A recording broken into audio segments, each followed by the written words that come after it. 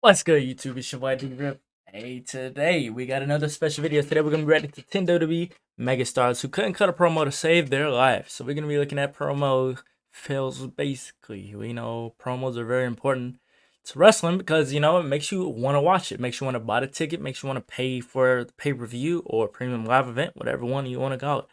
Makes you want to actually pay attention to what's going on. Similar to the Bloodline thing that was going on. I don't know how many people are still paying attention to the Bloodline situation, but we know when Sammy was there, everybody was locked in. So yeah.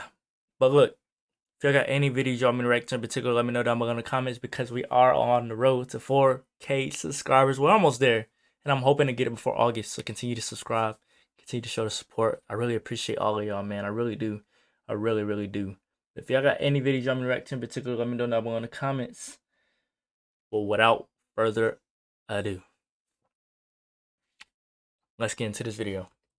Promo is one of the most important elements of being a pro wrestler. This is especially the case in companies such as WWE, where promo work is everything, as it's the key to selling matches and getting character motivations over. Over the years, there have been some absolute megastars in the wrestling world that are legitimate draws, but have failed to master the art of the promo. Thankfully for these wrestlers, they've been able to either fall back on a manager or rely on their endless charisma to help them keep their status as a top guy in whatever. Me personally, I feel like it'll probably be best for me to have a manager. My wrestling style would probably be on some Montez Ford kind of stuff. That would probably be my style, honestly. I'm going to be honest. I'm pretty athletic. I like to jump off of stuff. So I feel like Montez Ford would probably be the closest comparison that I would have in the ring. So yeah. And if you don't, I mean, obviously y'all never see me do anything besides sit here and talk. But just based off of looks, if you could picture me with the wrestling style, let me know who you would compare me to. I'm not gonna say I'm no freaking super heavyweight because I'm pretty skinny. I'm pretty skinny. But don't let that fool you. Don't let that fool you.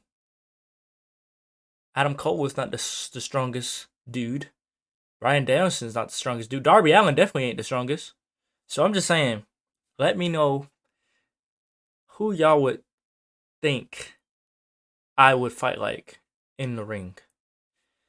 The promotion they found themselves in. Join us now as WrestleMania looks at 10 wrestling megastars who will be a short time. Begin Jeff Hardy. Jeff Hardy is undeniably one of the biggest stars of all time. Beginning his career as part of the Hardy Boys in WWE, Jeff was the standout of the two as he had a unique look and had fantastic in-ring work that stood out for all the right reasons. By 2008, Jeff's popularity had peaked and WWE finally committed to giving Jeff a world title run. Whilst this was welcomed by fans, there was something holding Jeff back from truly emerging as the face of the company, and that was his promo ability. Jeff always struggled with his promo work, and for whatever reason, he just never improved in this avenue. When Jeff worked as a heel in TNA in 2010, his promo work was lackluster at best, and it was clear that Jeff should talk as little as possible, but promo work as... But look, bro, y'all can't sit here and judge somebody off of how they talk. Why y'all don't just give him a manager? Y'all see he's not good at talking, give him a manager.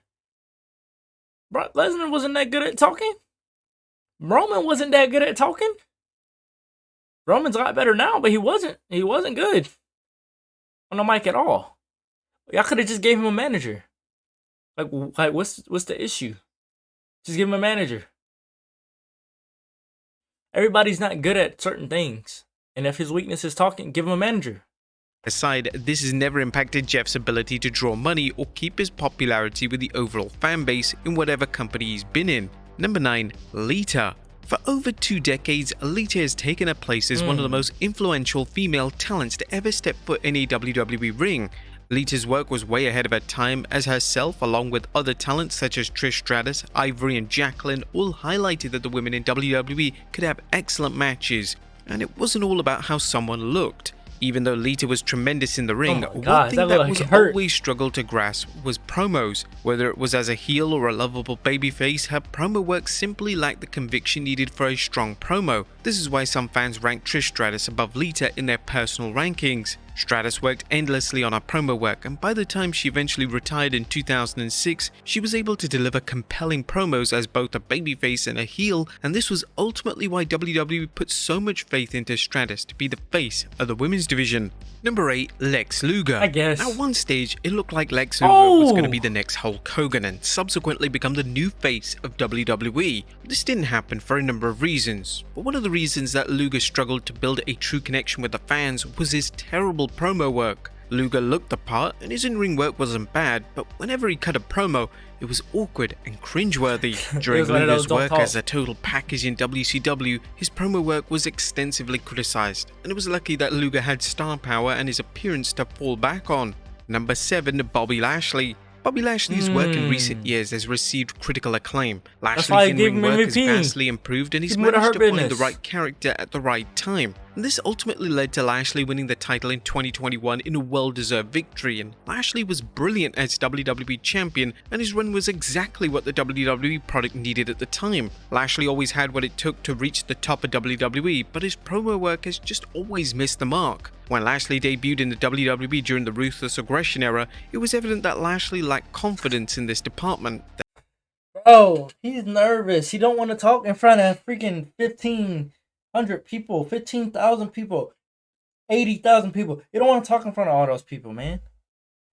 Everybody's not comfortable with that kind of stuff. Then when Lashley returned to WWE in 2018, Lashley struggled with the poor scripted material WWE were giving him, but they came up with a great solution to this in 2020 when they paired MVP with him. This was an ingenious pairing as MVP was a gifted talker and he added so much to Lashley's presentation. In fact, this pairing was so great that we could deliver a full-length video on why it was so successful. Lashley is never seemingly going to be able to pull it all together when it comes to his solo promo work, but fans are willing to forgive this because Lashley is so good at everything else. He doesn't need to cut a 20-minute monologue to sell whatever storyline he's involved in. Number 6, Rob Van Dam.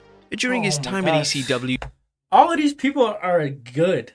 Like, all of these people, I like them. That's what sucks about this video so far. I like every single person that's in this video. I'm a fan of. There's not been one person that I don't like. Well, probably Lex Luger, because I don't really know anything about Lex Luger. He wasn't in my era, so I could say probably Lex Luger. But everybody else is literally people I've grown up watching. RVD liked one of my videos on Instagram. One of my videos of me doing a reaction. He liked it. So how about this? You take the time out of your day and press the subscribe button so we can do a video with RVD.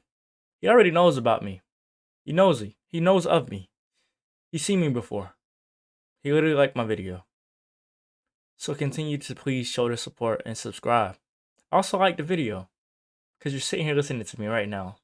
So like the video. RVD cut a number of notable promos, but when he arrived in WWE in 2001, his promo work went dramatically downhill. Every time that RVD cut a promo, it was one note and always had the same tone and pacing. When RVD had to cut promos to try and sell blood feuds or world title matches, fans struggled to take him seriously, and it also didn't help that the scripted material WWE were giving him weren't exactly the best. But there was one major exception to RVD's poor promo ability, and this was at the One Night Stand show in 2005. RVD cut a clearly unscripted promo, and it was like the RVD of old. Sadly, when RVD eventually returned to television, the WWE version of RVD had surfaced and once again he was struggling when it came to his promo work. Number 5, Sid. A former WWE champion, Psycho Sid, aka Sid Vicious, had a fantastic look and was a rather interesting character, particularly in late WCW. But the issue with Sid was that whenever he opened his mouth and he look like he just scream all the time. I mean, he probably not. We about to find out in here in a second because WrestleMania might say it. But I just feel like he screams. He look like he screams every time he talk. He look like he just loud for no reason. Had a promo, any mystique he had disintegrated. Sid was atrocious on the mic and he would often ramble, and even attempting to give Sid scripted material was a total waste of time. Sid would botch promo after promo during his career, and one infamous promo in WCW saw Sid accidentally state that he had half a brain. And whilst he was never CM Punk on the mic, he was able to keep his position as a top guy throughout the 90s, which was some achievement, and one day Sid will no doubt be inducted into the WWE Hall of Fame. Number 4, Goldberg. Was that a tooth? Will no doubt be inducted into the WWE Hall of Fame. What is that? Something right here. Hold on. Bro, it look like a tooth One day, fell out. Sid will no doubt be inducted into the WWE Hall of Fame. What is that? Number 4. Did y'all see it? I ain't going back Goldberg. When Goldberg first arrived at WCW, WCW gosh. relied on squash matches to get him over. Oh my this gosh. worked well for an extended period. It's like Omos, when though, squash WCW matches. attempted to flesh out Goldberg's character, that's when the problems began to surface. Goldberg simply wasn't cut out to cut long promos, and when he had to cut any lengthy type of promo in WCW, it fell completely flat. In hindsight, he should have remained silent throughout his WCW career, but nevertheless, it's understandable that they eventually wanted a with a little more substance. You see the referee? Nevertheless, it's understandable that they eventually wanted a character with a little more substance. Upon his WWE debut in 2003, WWE went the opposite route. Instead of squash matches, he would have lengthy pay-per-view matches with the likes of Jericho and Triple H, and to sell these matches, Goldberg was forced to cut promos in the middle of the ring. The majority of these were poorly received, as the former world champion just looked uncomfortable delivering a promo. During Goldberg's second WWE run, which began in 2016, they've kept Goldberg's promo work short and sweet, and most of the promo work has been delivered by his opponents.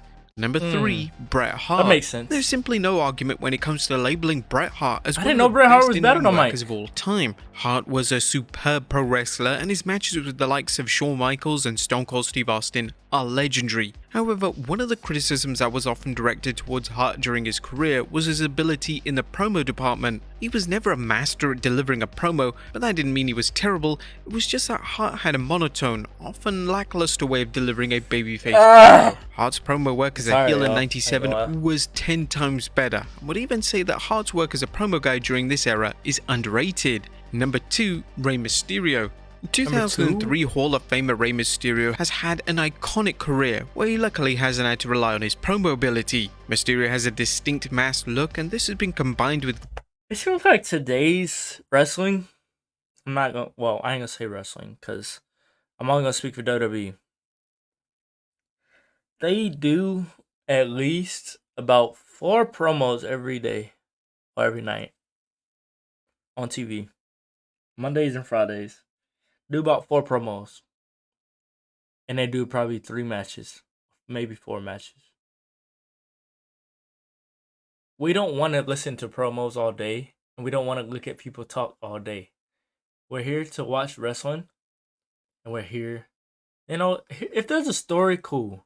But if y'all just going out there to just talk about nothing. And then tell somebody, hey, come to the ring. They come to the ring. And then security gets between y'all. Y'all break off the security, run, jump on the security back, and hit the person. I'm tired of seeing that, bro. I am tired of seeing that. Every week. Every week before pay-per-view, you're definitely going to get one of those. I'm not even joking. Every week before pay-per-view, or a premium live event, my bad. Every single week, they get split up. Security.